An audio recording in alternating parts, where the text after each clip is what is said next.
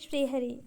संसार से संबंध छूटने पर जो सुख होता है वह संसार के संबंध से नहीं होता, यह सबका अनुभव है।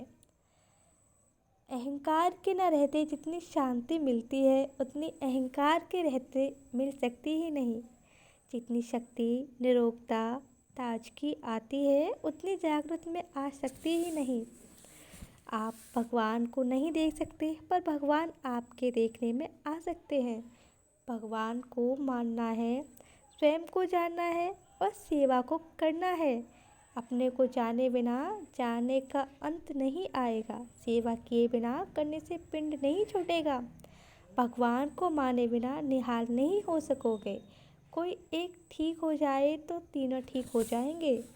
आपके माने बिना गुरु या ईश्वर आपका कल्याण कैसे करेंगे भला? भोग और संग्रह में कितने लग गए कि भोगों को भी छोड़कर संग्रह में ही लग गए।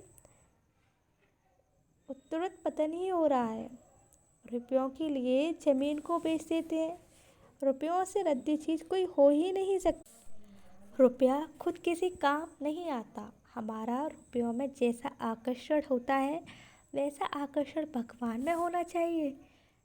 प्रेम ही राधा तत्व है। भगवान प्रेम के भूखे हैं, हमें प्रेम में खींचते हैं। प्रेम में केवल सुख देने का भाव होता है। प्रेम में नित्य योग है। मिलन और विरह दोनों नित्य योग में ही है। प्रेम में जितना आनंद है उतना ज्ञान में नहीं। घड़ी मेरी है, मुझे मिल जाए। इस आकर्षण में जो आनंद है वह आनंद यह घड़ी है, इस ज्ञान में नहीं।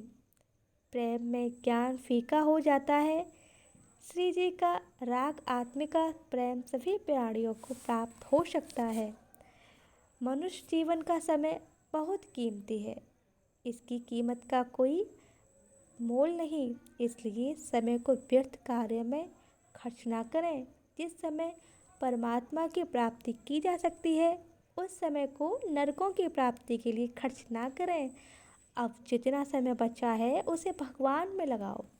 सत्संग की अंतिम बात है कि मैं भगवान का हूँ, यह स्वीकार कर लो।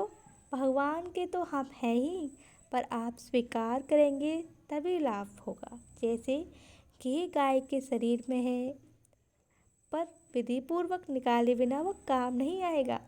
आपकी 5 बातें मान लें। हम भगवान के हैं, हम स्वर्ग हैं, नरक आदि कहीं भी जाएं भगवान के ही घर में रहते हैं। जो कुछ करते हैं भगवान का ही काम करते हैं। जो पाते हैं भगवान का ही प्रसाद पाते हैं। भगवान के दिए प्रसाद से भगवान को ही, भगवान के जनों की सेवा करते हैं। शरीर को मालिक का घर मानकर उसकी सफाई करो, उसको अन्न जल दो, हर समय प्रसन्न रहो। जिसको गीता ने मानसिक तप बताया है। भगवान की सरल गति श्रेष्ठ साधन है। गीता में सबसे अधिक सरल गति की महिमा है। गीता का सार सरल होने में है। सरल होने में कोई परिश्रम या कठिनता नहीं है। अपने में बड़प्पन का अभिमान सरल गति में बाधक है। भगवान के सरल होने पर भक्त का गोत्र बदल जाता है, वह अच्युत गोत्र हो जाता है। भागवत संबंधी बातों में किसी का कोई भी ठेका नहीं है। गुणों को अपना मानना गलती है। दूसरे हमारे गुण मानते हैं तो ये उनकी सज्जनता है, पर उन गुणों को अपना मान लेना सज्जनों की सज्जनता का दुरुपयोग है। काम पैसों से नहीं होता, व्यक्तियों से होता है। व्यक्ति अच्छे हों तो पैसों की कमी नहीं रहती। सब में भागवत बुद्धि रहते हुए कीर्तन करें, बड़ी शांति मिलती है। अपना संबंध हर समय भगवान के साथ बनाए रखें। भगवान मेरे हैं, मैं भगवान की हूँ। इस तरह भगवान में अपनापन रखें। संसार की सेवा के लिए हम संसार के लिए हैं, सेवा करने के लिए सभी हमारे हैं। हम पर लेने के लिए कोई भी हमारा नहीं। भगवान के यहाँ कोई छोटा बड़ा नहीं होता। अर्थात संसार की दृष्टि में मांगता है पर भगवान की दृष्टि में उदार है। अपने जीवन पर विचार करें कि जब जब आपने पल का अभिमान किया और संसार पर विश्वास किया, तब तब असफलता पाई। अपने जीवन को देखें कि मैं कहाँ थी, कहाँ आ गई, कैसी कैसी विपत्तियाँ आई और भगवान ने किस तरह रक्षा की, किस तरह भगवान ने सत्संग में लगाया। बिना चाहे उन्होंने कितनी कृपा की है। उस कृपा का भरोसा रखें, उस कृपा को देखते रहें। विचार करें कि किस किस तरह से भगवान ने कृपा की है। हम भगवान को दोष देते हैं, फिर भी वे कृपा करते हैं। सीखी हुई बात से कल्याण नहीं होता। रामायण में आया है, मैं ब्रह्म हूँ, यह सीखी हुई बात है।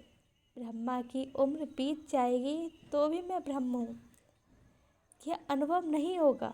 जब कभी अनुभव होगा, यही होगा कि मैं नहीं हूँ, ब्रह्म है, मैं ब्रह्म हूँ। ये उपासना है। ज्ञान के 8 अंतर्गत साधनों के बिना यह उपासना सिद्ध नहीं होती। यह उपासना काम आती है, विधि पूर्वक किया गया काम ही सिद्ध होता है। भगवान पापी, पुणात्मा, अच्छे बुरे सब में हैं, किंतु जैसे गाय के पूरे शरीर में घी रहता है पर वह काम नहीं आता, ऐसे ही भगवान सब जीवों में रहते हैं पर वे पाप नहीं कराते। पाप करता है काम अर्थात कामना। तत्परता पूर्वक लगन से नाम जाप करो। जो कुछ वर्षों में 10, 12, 15 वर्षों में भगवान प्राप्ति हो सकती है, पर कोरी माला फेरते रहो तो उम्र भर फेरते रहो, कोई लाभ नहीं दिखेगा। जब तक जड़ पदार्थों में रस लेते रहोगे, जब तक नाम की शुद्धि नहीं होगी, जब तक नाशवान पदार्थों की इच्छा रहेगी, तब तक आप पाप छटेगा नहीं, पाप तो होता रहेगा।